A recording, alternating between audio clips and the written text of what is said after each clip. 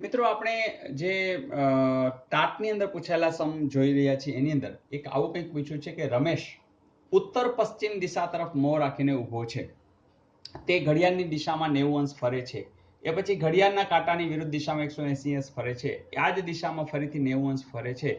હવે તેનું મોં કઈ દિશામાં હશે? મિત્રો આ એટલું બધું સહેલું છે કે પહેલા તો તમને છે ને દિશા વિશે ખબર હોવી જોઈએ.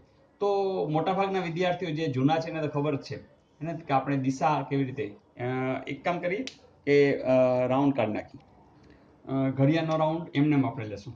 તો પહેલી વસ્તુ કે આ દિશા વિશે તમને ખબર હોવી જોઈએ, બરાબર ને? તો આટલી આપણે 8 દિશાની વાત કરી લઈએ. તો આના માટે મેં એવું કીધું તો વાવ ઈશાન, વાવ ઈશાન, પપ્પુને દે અગ્નિ, પપ્પુને દે અગ્નિ. બસ વા એટલે વાયવ્ય, ઉત્તર, ઈશાન, પશ્ચિમ, પૂર્વ, નૈઋત્ય, દક્ષિણ ને અગ્નિ. તો આ આપણે ખબર છે. હવે ઘણી વખત જેમ અંગ્રેજીની અંદર નોર્થ ઈસ્ટ ને એવું બધું પૂછે ને, એવી રીતે અહીંયા પણ પૂછે ઉત્તર પશ્ચિમ. હવે ઉત્તર પશ્ચિમ એટલે કોણ? આ ઉત્તર છે અને આ પશ્ચિમ છે. એટલે ખબર પડી જાય કે ઉત્તર પશ્ચિમ એટલે કોણ? આ વાયવ્યની વાત કરી રહ્યા છે. આવું પણ પૂછી શકાય હો કે ઉત્તર પશ્ચિમ એટલે કઈ દિશા? તો આવું પૂછી શકાય. હવે શું કરવાનું છે મિત્રો? સાવ સહેલું છે. તમને ખબર છે 90 ડિગ્રી એટલે કેટલું? આવું હોય ને 90 ડિગ્રી આટલું હોય, બરાબર? આ બધા 45 હશે. જો આટલું 45 આ બધા 45 છે. ટોટલ 360 છે. આવું બધી ખબર જ છે. ઉત્તરથી પૂર્વ જાવ તો 90 અંશ, વાયવ્યથી ઈશાન 90, ઈશાનથી અગ્નિ 90, અગ્નિથી નૈઋત્ય 90, અને અગ્નિથી કોઈ દક્ષિણ તો કે આ 45. તો આ બધી આપણને ખબર છે. હવે બસ સાવ સહેલું. હવે તો આમાં બીજું કંઈ ખાસ હોય નહીં. જો રમેશ ઉત્તર પશ્ચિમ દિશા, ચાલો ઉત્તર પશ્ચિમ દિશા એટલે રમેશ આ બાજુ છે, મોં રાખીને ઊભો છે. તે ઘડિયાળની દિશા, હવે ઘડિયાળ કેમ ફરે? ઘડિયાળ ખબર છે આ રીતે ફરે, બરાબર? ઘડિયાળ આ રીતે ફરે. તો તે ઘડિયાળની દિશામાં 90 અંશ ફરે. તમે જ કહો 90 એટલે અહીંયા આવ્યા, એટલે એ ભાઈ અહીંયા આવી ગયા, આ બાજુ મોં રાખે છે. એ પછી ઘડિયાળના કાંટાની વિરુદ્ધ, એટલે આપણે હવે આમ જવાનું છે એટલે અહીંથી આમ વિરુદ્ધ પાછા આવે છે. કેટલા? તો કે 180, એટલે આટલું 90 પાછું 90 એટલે હવે આ બાજુ છે 180, બરાબર ને? વિરુદ્ધ દિશામાં 180. આ જ દિશામાં એટલે હજી આમ જવાનું છે, કારણ કે આમ ઊંધું ફરે છે ને. હવે ઊંધા ફરે છે આમ, એટલે અહીંથી આપણે 180 આવ્યા, હજી આમ જવાનું છે. કેટલું?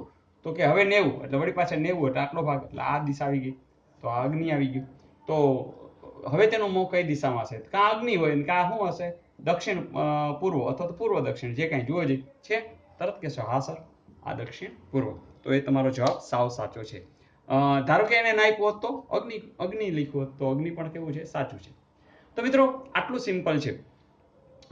તો મજા આવી. જોઈએ હજી નેક્સ્ટ કે આમાં કંઈક થોડુંક નવું લાગશે. કંઈ છે નહીં. યશ છે જય કરતા 2 વર્ષ મોટો છે. હવે સીધું આમ સ્ટાર્ટ કરી દો તો હાલે, કારણ કે આપણે તો સ્પીડ જ કરવાની છે. યશ કોના કરતા? જય કરતા 2 વર્ષ મોટો છે. તો આ યશ છે ને અહીં નામ આપી દે ને, દાખલા તરીકે 10 વર્ષ, બરાબર? યશ છે એ જય કરતા 2 વર્ષ મોટો છે. તો અહીં 9 ને આ 8, એટલે આ કોણ બની ગયો? જય, બરાબર? જય કરતા 2 વર્ષ મોટો થઈ ગયો. 8 ને 2 10. પછી જય હેમંત કરતા 3 વર્ષ નાનો છે. કોણ? જય કોના કરતા? હેમંત કરતા 3 વર્ષ કેવો છે? નાનો છે. તો આપણે યશ છે જય કરતા 2 વર્ષ મોટો છે. જય છે એ હેમંત કરતા, એટલે આ જય એ હેમંત કરતા 3 વર્ષ નાનો છે. તો હેમંત ક્યાં હશે? તો હેમંત અહીંયા હશે, કારણ કે જુઓ જી 8 ને 3 11 વર્ષ હોય તો આ 3 વર્ષ નાનો થઈ ગયો કે નહીં? તો હેમંત છે અહીંયા આવી ગયો, બરાબર? આગળ જઈએ. અંકુર હર્ષિત કરતા 1 વર્ષ મોટો છે. અંકુર, આમાં ક્યાં અંકુર નથી. હર્ષિત કરતા 1 વર્ષ મોટો છે, પણ હેમંત કરતા, હા બસ આને પકડો, હેમંત કરતા 4 વર્ષ મોટો. હેમંત કરતા 4 વર્ષ એટલે 12 13 14 ને 15, જો થઈ ગયો. એટલે આ કોણ હશે? તો કે અંકુર. તો અંકુર શું કહે છે? અંકુર હર્ષિત કરતા 1 વર્ષ મોટો, એટલે અહીંયા ક્યાંક હર્ષિત હશે. હર્ષિત કરતા 1 વર્ષ મોટો, પણ હેમંત કરતા 4 વર્ષ, હા હેમંત કરતા 4 વર્ષ મોટો છે. તો હર્ષિત કરતા 1 વર્ષ મોટો, હેમંત કરતા 4 વર્ષ મોટો. હવે બસ કામ પતી ગયું. હવે ગમે એમ પૂછે કે યશ અને અંકુર વચ્ચે કેટલા, અને હર્ષિત ને હેમંત, જે પૂછવું એ પૂછે, કોઈ ટેન્શન નથી. હવે પ્રશ્ન સામે વયા જાય. તે સૌથી મોટું કોણ? આ રહ્યો અંકુર, કોઈ સવાલ જ નથી. સૌથી નાનો કોણ? જય. જે પૂછે બરાબર. એટલે આ તો 8 ને વસ્તુ આપણે યાદ રાખવા માટે લખ્યું, આવું કંઈ હોય નહીં. પણ જવાબ આપણે ખબર છે, સૌથી મોટો કોણ થશે? અંકુર. તો આવું કંઈ મિત્રો. તો આવા સમની અંદર ખાસ કંઈ હોતું નથી, માત્ર બસ આનંદથી કામ કરો. સાવ સહેલું હોય છે અને મજા આવે એવું હોય છે. તો આવા સમ આપણે હજી થોડા છે બાકી છે, જરા જોઈ લઈએ.